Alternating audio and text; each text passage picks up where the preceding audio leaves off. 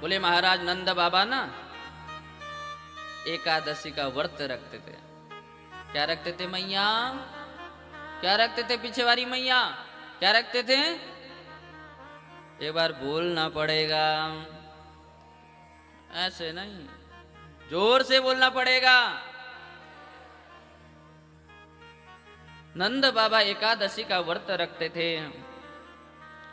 एकादशी का व्रत रख करके रात्रि में सोए तो उनकी 12 बजे आंख खुल गई। सुबह 12 बजे आंख खुले नंद बाबा के। आंख खुले तो बोले महाराज 12 बजे उठ के जा करके यमुना जी में स्नान करने लगे। अब यमुना जी में 12 बजे जाकर स्नान करने लगे तो वरुण देवता के शिष्य लोग आए, आकर के नंद बाबा को उठा करके सीधा वरुण लोक ले गए। क्योंकि जल के स्वामी कौन है? वरुण देवता। हम कलश उठाते हैं, कलश रखते हैं ना, स्थापित करते हैं, कहीं पूजा होता है, यज्ञ होता है, तो कलश के अंदर जल डाला जाता है। जल के स्वामी वरुण देव हैं।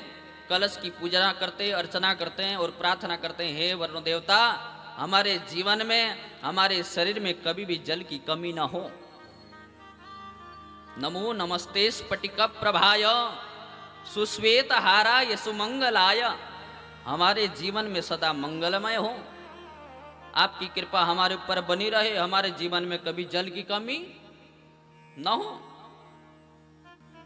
अब वरुण देवता महाराज ले गए। बोले क्यों ले गए?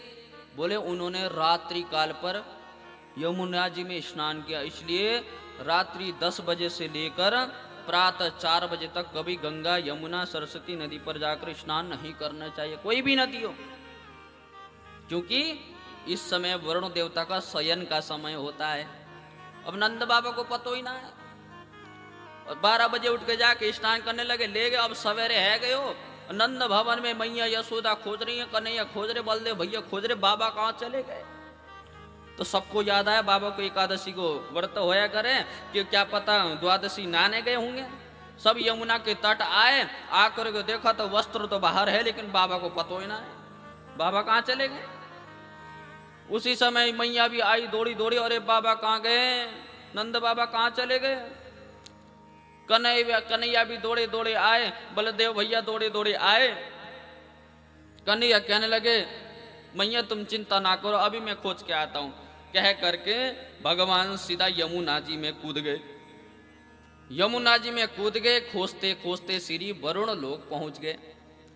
भगवान वरुण लोक पहुंच गए। वरुण लोक में जा करके देखा, वरुण देवता ने देखा कि भगवान नारायण आ रहे हैं। स्वागत किया, पूजन किया, सुंदर गद्दी बिछाया, बैठा करके कन्हैया को बैठायो, बैठा करके चंदन लगायो, माला पहनायो, चरणों में साष्टांग प्रणाम कियो। तब वरुण देवता ने कहा अरे नारायण किस कारण आगमन हुआ है आपका। भगवान कहने लगे महाराज मेरी पूजा कर रहे हो और मेरे बाबा को वहां बांध के पटक रखो है। मेरी पूजा कर रहे हो और मेरे बाबा को पटक रखो है वहां बांध कर। वरुण देवता बोले हाँ आपके ये बाबा हैं? बोले हाँ। बोले ये मेरे बाबा हैं। ऐसा कहा तो बोले क्या हुआ? भगवान ने आदेश दिया तो वरुण देवता ने नंद बाबा को मुक्त किया और कन्हैया नंद बाबा को लेकर के बाहर आया। बाहर आए तो आपस में सब गले मिलने लगे। एक ब्रजवासी ग्वाला आया, आकर के नंद बाबा की खेट पकड़ ली। खेट समझते हो? खेट पकड़ ली। बोले कहाँ गए थे और कन्हैया कैसे गए हो, कैसे लेकर के आ गए हो? नंद बाबा कहने लगे अरे मैं कहीं स्वर्ग जैसे बैकुंठ जैसी जगह में गया। बोले वहां गया तो वो राजा ने मुझे तो बांध दिया, लेकिन जैसे मेरे कन्हैया गयो इसको तो बड़ा सत्कार कियो, पूजन कियो, इसको माला पहनायो, साष्टांग प्रणाम कियो। जैसे इसको पता चला ना मैं इसको बाबा हूं तो मेरा भी आदर किया और बाद में मेरा भी पूजन किया। जब ऐसा नंद बाबा ने कहा, ब्रजवासियों ने आकर के भगवान की खेट पकड़ ली। भगवान से कहने लगे ब्रह्म कुंड पर ले जाकर के भगवान ने सब ब्रजवासियों से कहा सब लोग इसमें डुबकी लगाओ। सब ब्रजवासी ब्रह्म कुंड में जाकर डुबकी लगाया। तो अपने आप को बैकुंठ में पाया। बोलो लक्ष्मी नारायण भगवान की जय हो। अपने आप को बैकुंठ में पाया। बैकुंठ में पाया तो बोले महाराज बैकुंठ में सब ब्रजवासी तो चले गए, लेकिन वहां भगवान का पतो ही ना, कन्हैया कहाँ लापता है गए।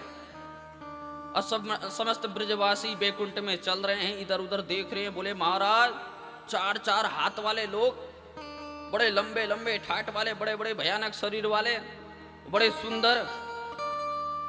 एक ग्वाला बोला देखो महाराज हमने 2 हाथ वाले तो देखे थे, यहाँ तो 4 हाथ वाले हैं। धीरे धीरे आगे बढ़े तो 4 हाथ वाले आदमी चल रहे थे बैकुंठ में। श्री दामा एक से बोले राम राम। बोलो तुम्हारा, उसने कुछ जवाब ही ना दिया। मधुमंगल बोले महाराज कैसे बैकुंठ हो, हम राम राम कर रहे हो जवाब भी ना दे रहे हो। मधुमंगल बोलो अरे श्रीदामा ये विदेश है, अब हम भारत में रहते तो हम राधे राधे श्री राम बोलते, अब हम अमेरिका जाके राम राम बोलेंगे तो समझेंगे नहीं, समझेंगे ना वो हमें राम राम का जवाब देंगे, उन्हें क्या पता क्या है राम राम। श्रीदामा मधुमंगल आदि ग्वाला वाला बोले ये बैकुंठ है, ये विदेश है, यहाँ को क्या पता लैंग्वेज भाषा अलग हो, हमारी भाषा नहीं समझते हो।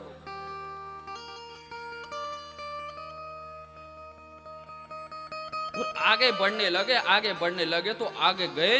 बोले कन्हैया कहाँ गए हो? कन्हैया को खोजते खोजते आगे पहुंचे तो बोले महाराज देखो कन्हैया वो बैठे हुए सामने शेष के ऊपर।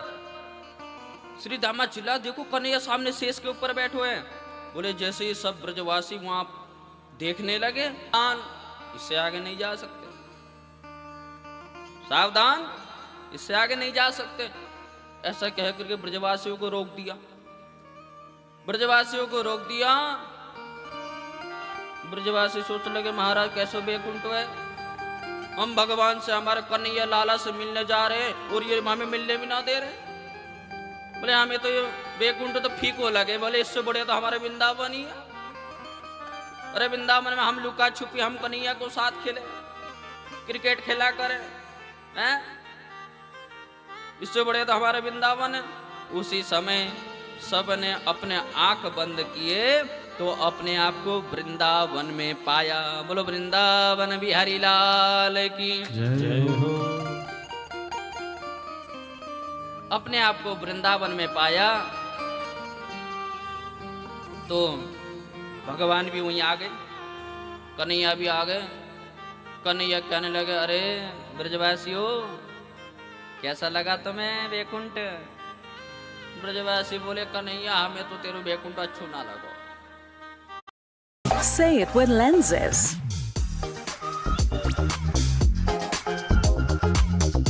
कन्हैया हमें तो तेरे बैकुंठ अच्छो ना लगो।